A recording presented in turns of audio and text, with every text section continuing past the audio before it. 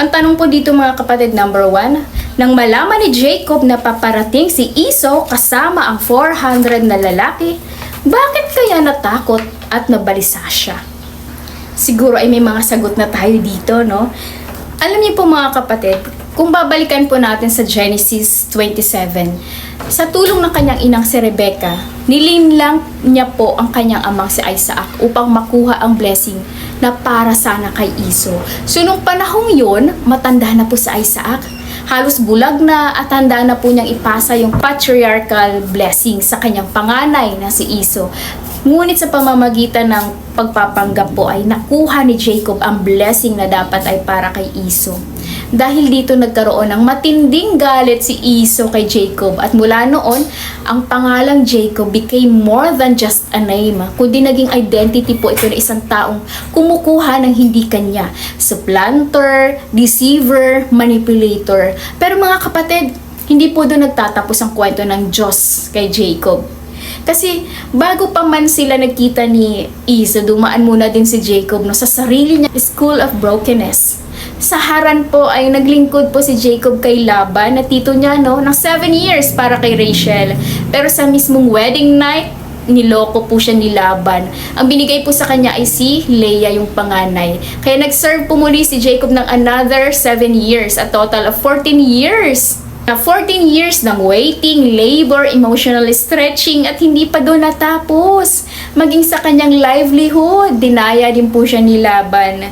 Kaya ibig sabihin, ang taong nandin lang noon ay nakaranas din ng panlilinlang. Sabi nga sa Matthew chapter 7 verse 12, sabi ni Jesus doon, do not do to others what you don't want done to you, because you will reap what you sow. Kaya mga kapatid, may kapahintulutan ng Diyos lahat ng nangyari. Hindi para sirain tayo, kundi para i-correct tayo, i-discipline tayo, at i-realign pabalik sa kalooban ng Diyos. Dito, nilayasan ni Jacob si Laban, at ngayon, nung pauwi na siya sa Kanaan, meron siyang unresolved issue na kailangan niyang harapin, at yun ay si Esau. So habang papalapit yung encounter, dumating ang balita kay Jacob na si Esau may kasamang 400 na lalaki, at talagang doon bumagsak yung fear, yung anxiety ni Jacob, Alam niyo mga kapatid, ganito rin tayo minsan. Kapag may atraso tayo sa tao, may nasaktan tayo, may nasabi tayong hindi maganda, or niloko mo siya, may utang ka, automatic nagpapanik ka, diba? At hindi mapakali. Yun bang may kaba sa puso? Sino dito nakaka-relate mga kapatid? Yung tipong hindi mo na rin kayang tingnan ng diretso sa mata kasi alam mong may kasalanan ka, alam mong may mali ka. Fear is a natural emotion, lalo na kapag may atraso ka. Pero, ang hindi tama kapatid, kapag hinayaan mo mag-control yung takot sa isip mo, sa puso mo, at sa buhay mo. Yung takot na takot ka na nga, pero wala ka pang ginagawang hakbang.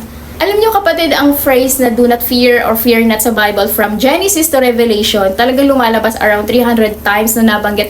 Pero depende po sa translation at counting method. So, ibig sabihin, hindi ito bastang nirepeat lang, kundi reminder ito ng Diyos. Dahil alam ng Diyos ang puso ng tao ay madali talagang lamunin ng takot. Kaya, ngayong gabi mga kapatid, meron ako ibabahagi sa inyo na 3 points para madali po nating matandaan ang mensahe ng ating Panginoon. Yeah, ready na po ba kayo mga kapatid?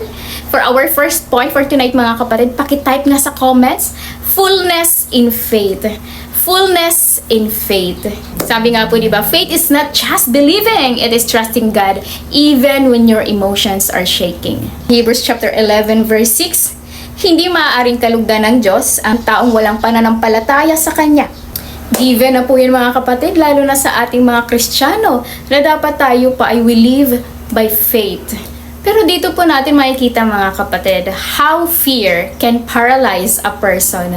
Tandaan natin ito mga kapatid, ang takot ay hindi galing sa Diyos.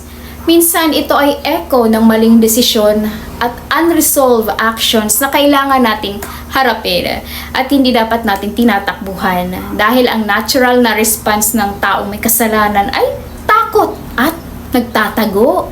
Yung taong tinatago ang kasalanan niya ay hindi uunlad. Pero yung mga umaamin at tumatalikod dito ay nakakatagpo ng awa at habag ng Diyos. Gusto ng Diyos mga kapatid na lumapit tayo sa Kanya.